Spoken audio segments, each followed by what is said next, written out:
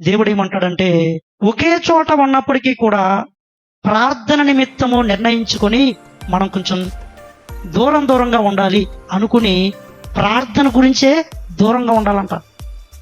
ఒకవేళ ప్రార్థన గురించి కూడా దూరంగా ఉండడానికి నీ మనసు భార్య పైన కోరిక, భర్త పైన కోరిక ఏర్పడినప్పుడు దేవుడి దగ్గర ప్రార్థన చేసుకుందామని నువ్వు నిర్ణయం తీసుకున్నప్పటికీ కూడా నీ మనసును సాతానుడు దేవుని బిడ్డలారా ప్రేరేపిస్తున్నప్పుడు నీ భార్యతో నీ భర్తతో నువ్వు కలిసి ఉండొచ్చు, నో ప్రాబ్లం.